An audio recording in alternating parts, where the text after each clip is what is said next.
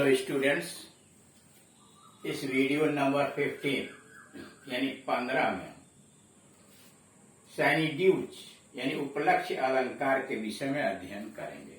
सैनिड्यूज यानी उपलक्ष्य अलंकार क्या होता है, कैसे इसका प्रयोग किया जाता है, इसके उदाहरण क्या है। परिभाषा। सैनिड्यूज refers to a literary device। यह एक साहित्यिक नीति है, साहित्यिक विधा है, डिवाइस है। In which a part of something, जो जिसमें किसी चीज का एक अंश, एक भाग is substituted, प्रतिस्थापित कर दिया जाता है for the whole।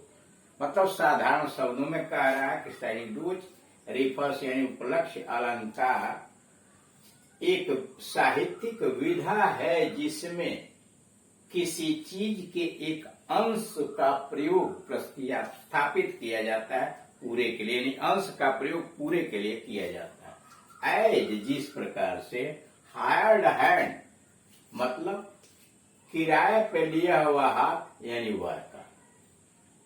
अब पूरे आदमी का वर्णन न करके उसके हाथ का वर्णन किया गया। एज हैंड फॉर वर्कर, कारीगर के लिए हाथ।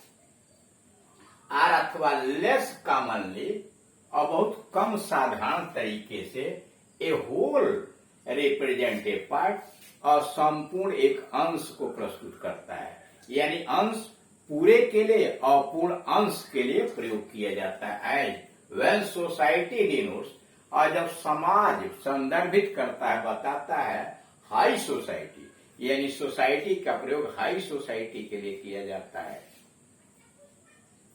दूसरा है a figure of speech in which, यह एक ऐसा अलंकार है जिसमें a part is used for whole. इस अलंकार के अंतर्गत अंश का प्रयोग पूर्ण के लिए किया जाता है। ए पार्ट इज यूज्ड, भाग यानी अंश का प्रयोग पूर्ण के लिए किया जाता है। आर अथवा the whole for a part, अथवा संपूर्ण का प्रयोग एक उसके भाग के लिए, उसके अंश के लिए प्रयोग किया जाता है।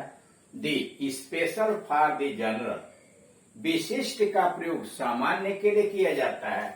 Or the general for the special, अथवा सामान्य का प्रयोग विशेष के लिए किया जाता है। एज इन 10 सेल्स, जैसे कि 10 सेल्स का प्रयोग जो हुआ है उसका मतलब है फॉर 10 शिप, यानी सेल क्या है, जहाज का पाल, यानी एक अंश है और उसका प्रयोग किया गया 10 पाल। 10 पाल का मतलब 10 शिप, पानी के जहाज। Are a Croesus for a rich man, यह करोड़पति मतलब एक अमीर आदमी। फिर समझिए a figure of speech in which, यह एक ऐसा अलंकार है जिसमें a part is used for the whole, अंश का प्रयोग संपूर्ण के लिए किया जाता है, पूर्ण के लिए किया जाता है। आर अथवा the whole for a part, अथवा पूर्ण का प्रयोग एक अंश के लिए किया जाता है, एक भाग के लिए किया जाता है। The special for the general, विशिष्ट का प्रयोग सामान्य चीजों के लिए किया जाता है। The special for the general, विशिष्ट चीजों का सामान्य के लिए अथवा सामान्य का विशेष के लिए प्रयोग किया जाता है। जैसा कि एज 10 सेल्स, 10 पाल का मतलब है फॉर 10 शिप्स, 10 पानी की जहाज। Are a Croesus for a rich man, करोड़पति का मतलब अमीर आदमी। तीसरा है it is a form of metonymy, यह एक मेटोनिमी का रूप है। इन विच, जिसमें ए पार्ट इज यूज्ड, एक अंश का प्रयोग किया जाता है, भाग का प्रयोग किया जाता है। टू एक्सप्रेस द होल, पूरा व्यक्त करने। यह एक ऐसा अलंकार है जिसमें एक अंश का प्रयोग संपूर्ण को व्यक्त करने के लिए किया जाता है। आर अथवा the whole is used to express a part, अथवा पूर्ण का प्रयोग भाग को अभिव्यक्त करने के लिए किया जाता है। मतलब साधारण भाषा में समझिए, इस अलंकार के अंतर्गत अंश का प्रयोग संपूर्ण के लिए किया जाता है, संपूर्ण की अभिव्यक्ति के लिए किया जाता है, और पूर्ण का प्रयोग अंश की अभिव्यक्ति के प्रयोग के लिए किया जाता है। जैसे अभी यहाँ आया था ऊपर वाले में सेल्स, सेल का मतलब जहाज का पाल, और उसका प्रयोग पूरी जहाज के लिए किया गया है ना। इस अलंकार में अंश के लिए पूर्ण अथवा पूर्ण के लिए अंश का प्रयोग किया जाता है। साधारण भाषा में इस अलंकार में अंश के लिए पूर्ण और पूर्ण के लिए अंश का प्रयोग किया जाता है। उदाहरण के लिए examples, there was a fleet of 50 sails, fleet बोलते हैं जहाजी बेड़ा को। There was a fleet of 50 sails, 50 पालों का एक बेड़ा था। अब 50 पाल कहाँ लगे होंगे? जहाज पर लगे होते हैं कि उसकी गति को धीमा करने के लिए, गति को तेज करने के लिए जिस दिशा से हवा चलती है, मान लीजिए जहाज पूरब जा रहा है, पछुआ हवा चले तो पाल फैला दिया जाता है और अपने आप जहाज भागती हुई चली जाएगी। अगर उल्टा बहा तो पाल को सिमट दिया जाता है। तो उसी को कहा there was a fleet of 50 sails, 50 पालों का एक बेड़ा था, मतलब 50 पानी की जहाज का एक बेड़ा था।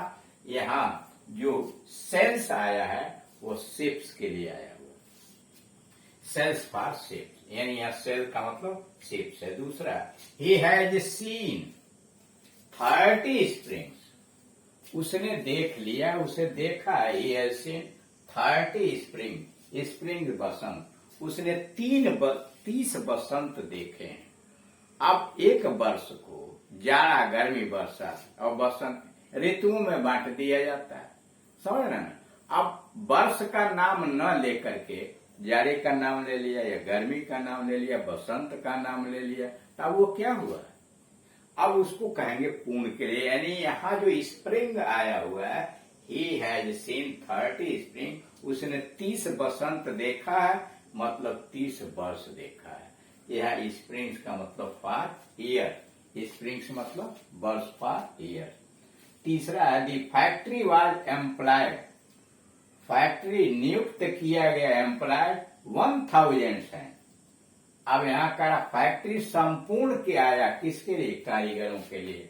तो दी फैक्ट्री वाज एम्प्लॉयड 1000 हैंड, कारखाना 1000 हाथ नियुक्त हुआ, मतलब हैंड्स यूज्ड फॉर मैन, यानी हैंड्स जो आया हुआ है, हाथ जो आया हुआ, वह कारीगर यानी आदमी के लिए आया हुआ है।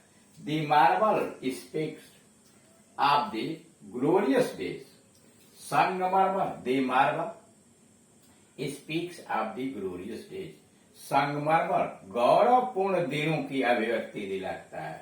और मार्बल फॉर बिल्डिंग, यानी बिल्डिंग में मार्बल लगा हुआ, संगमरमर लगा हुआ, तो कह रहा है यह संगमरमर जो है समृद्धि के दिन याद दिलाता है, मतलब वो बिल्डिंग जो है वो संगमरमर क्या है, संगमरमर की बात नहीं, वो बात वहाँ बिल्डिंग के लिए आया हुआ है।